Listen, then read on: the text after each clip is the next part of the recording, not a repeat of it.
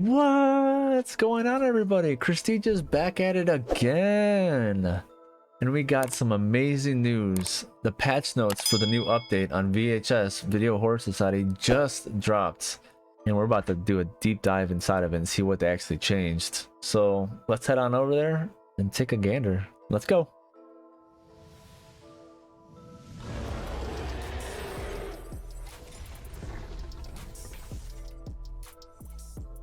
Welcome on back. So right in front of us, right over here, we have the patch notes on the new monster map and some other features that they added in. So let's do a deep dive and look into it. Let's go. So as you can see, we're now getting Deathwire, the new monster. Beautiful looking, as you can see just by the little picture. We already went over the video that they released, the teaser, a couple days ago. So in this section of the patch notes, we have Deathwire's powers and mutations. Now we've already covered those in the last video, so if you'd like to go see that, go ahead and click the link up above. I will just scroll through this so you can see, and you can read through it, pause it at any time if you want to actually see what's going on with it.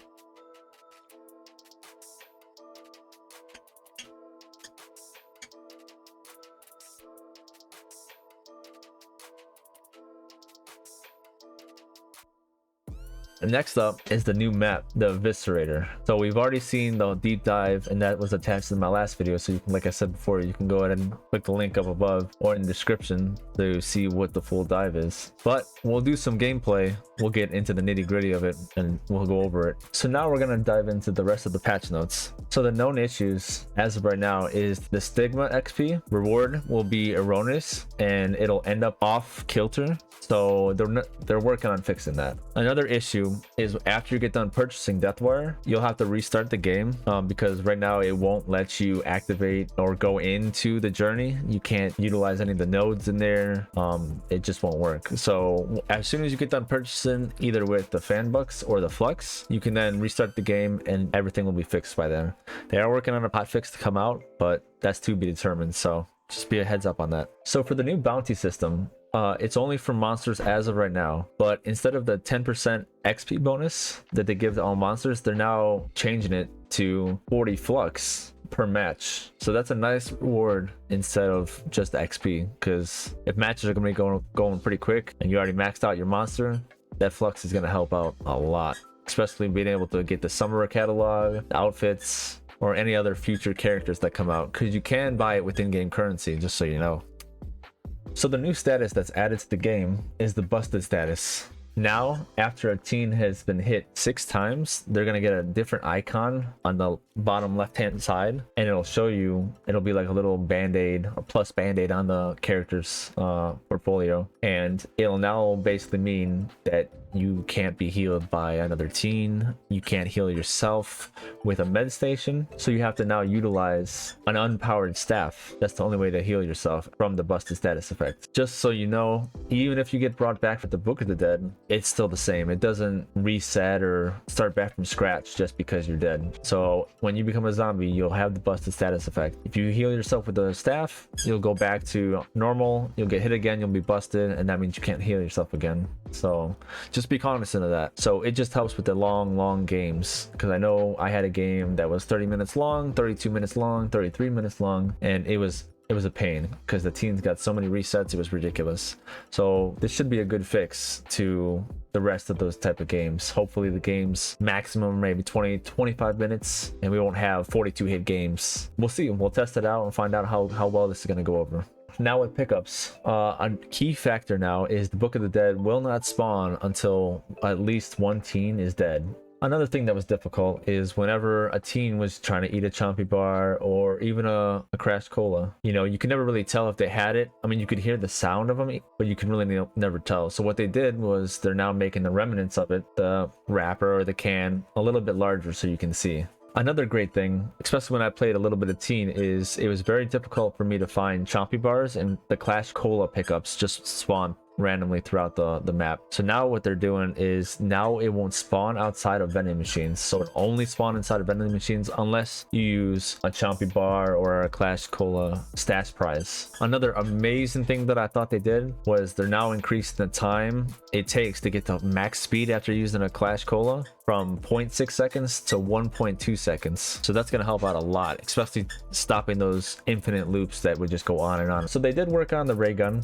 So now they did tweak the trick shot, the one that bounces off the walls, and they worked on it to make it more accurate at high latency. So it'll have better hit markers. So they worked on the Sacred Staff. The one thing they did is the animation now for the Sacred Staff is they changed it from preventing situations where the weapon would attack from unintended angles. One of the things happened is typically for the Sacred Staff, since it's an auto lock weapon, it'll lock on straight to your body. And one of my other friends that I watched, they got behind cover, but the Sacred Staff automatically locked onto the very tippity top of the head and took away that stigma. So now with this being fixed, hopefully, you know, we won't have those issues anymore where you lose a stigma even though you're behind cover. So let's find out. Next up, I am so excited about this, is the Flamethrower. You know, as a monster main, I hated being kited with a Flamethrower. They'd spray a little bit, stop me, and it lingered me so long I wouldn't be able to catch up. It would just hurt really bad. So now what they did is they lowered the charge time from 9.5 seconds to 8.5 seconds,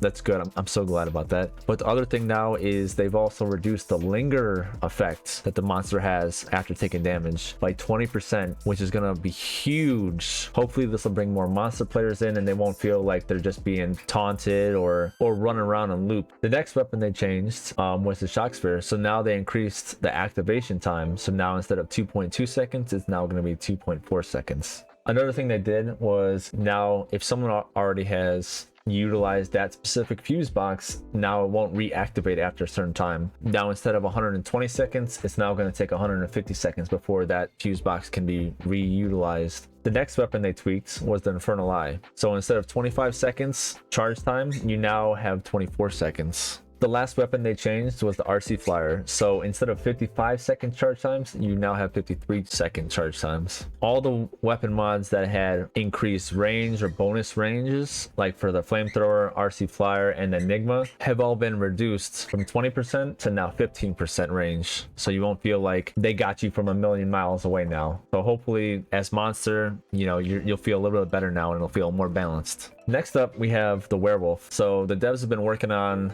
and monitoring the Werewolf and what's going on and the feedback from the community. A lot of people have been very frustrated with the Werewolf because you have to wait on your cooldowns all the time to be able to catch up to a teen, and it feels monotonous. You know, you have to howl, then berserk, then howl, then berserk. So they've actually tweaked some of the cooldowns, which is really nice. So the one thing they did do was they reduced the base movement speed by 2% of the Werewolf. They've also increased the berserk speed to 26% instead of 24%. They've reduced the cooldown for berserk. Instead of 24 seconds, it's now 20 seconds. They've increased the speed at which the werewolf moves while activating hunts by 50%. They've reduced the cooldown for hunts. Instead of 55 seconds, it's now 45 seconds. Now, because they did that, they've also reduced how long hunt stays active. So instead of 25 seconds, it's only 20 seconds now. Now for the mutation vicious on berserk, they actually increased how long it takes for the cooldown. So instead of 20%, it's now 25%. Since they've done that, the grim mutation has had to be completely redesigned. Now the berserk focusing time has been reduced by 50%.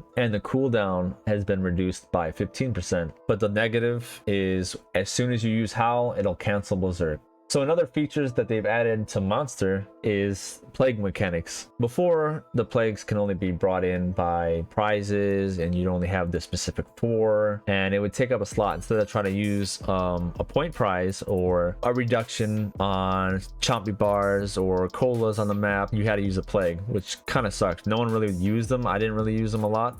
So now what they've changed is now it's a core mechanic where as soon as you get into the game, you start working on a random plague that you'll pull out of the rift, and you have to get 8 hits, and then you'll pull a random one, so one of the 4. And then once you get those 8 hits, you can then hit the use plague button, and then you'll grab a plague out of there. So another feature they now added for monster is sabotaging vending machines. So if you see a vending machine that's turned on, you can go up to it, interact with it, kick it, smack it, whatever it's gonna be, and it'll sabotage it, turning the vending machine off. After those 90 seconds, a random vending machine of the same type will then turn on. So one of the 3 will then turn on, and you can go ahead and go back and sabotage it. Now for the monsters, we do get a small amount of dominance points. Another thing that they added and did was they increased the recovery speed of monster by 10% of missed attacks. Another feature that they added is after you get done hitting a team successfully, you're going to now emit the shockwaves for 0.5 seconds longer. Now the thing is, it'll slowly start diminishing how far it reaches, you know, how long it takes to stop. So now to touch back on specific plagues, the Plague of Agony life loss now is only 200%. It used to be 250%. So the Plague of Fury is the one that you use to get your rage up. It used to be over 5 seconds you get 50%. They changed it now to 40%. Next up on the list is perks. They did tweak some perks because some of them were being overutilized. So first up was Ruthless. Ruthless was the perk that after you get done missing an attack, you actually recover faster. So they actually changed it. Now the percentiles are 10%, 20%, and 30% for each tier. Screamfest is the next perk. Screamfest is the one that would prolong the disturbed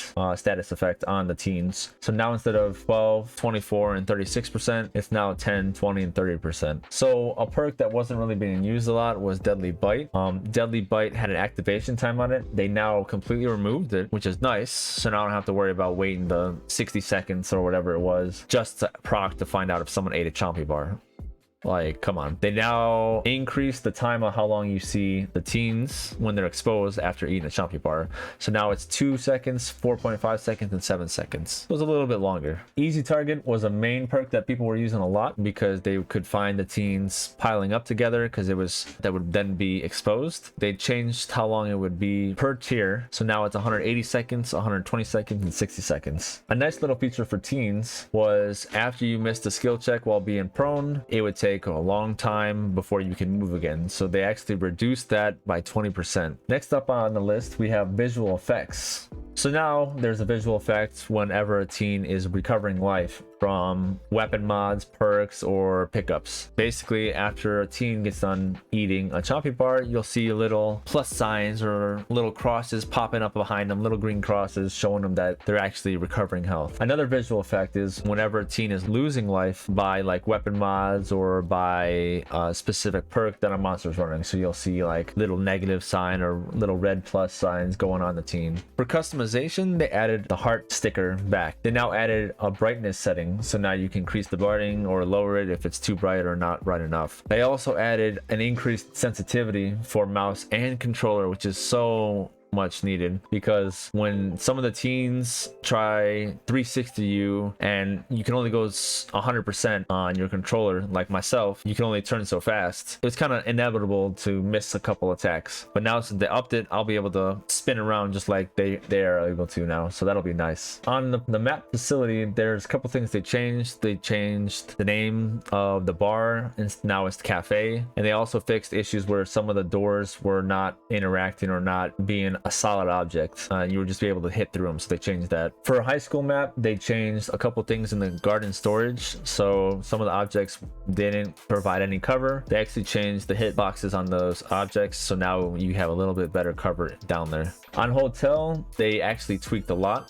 So the burn station was a main one that a lot of monsters and monster mains were utilizing and saving for last because of how close in proximity they were, and you could just like guard those. You can just wait till the last one and guard the fire station easiest. So they now changed it. Now instead of the caretaker's office, they actually changed it to the back alley. Another one that they changed was the purify stations. They actually changed it from the Reno room to the trophy room. And then for another purify station, instead of the front of the bar, they actually pushed it to the back of the bar. And they also added new rip spots, so look out for those to find out where they are. Now for training and the training room, they actually added a scroll wheel for the teens so you can swap through weapons or weapon mods easier. On the monster side, side, they added vending machines so you can interact with that and get used to that. The training room still needs improvement, but it's just to test stuff out. Next up, we have the movies and scenes. There is some stuff that was really needed, like one of the ones they changed, instead of 12,000 points with no perks, now they changed it down to 10,000 points. That's a huge thing. Sometimes that was very difficult. Another thing they changed was, instead of having you specifically res somebody with the Book of Dead, now anybody can just utilize and res somebody and that'll count towards you. And then instead of replenishing a plague, now it changed it to fetching a plague. So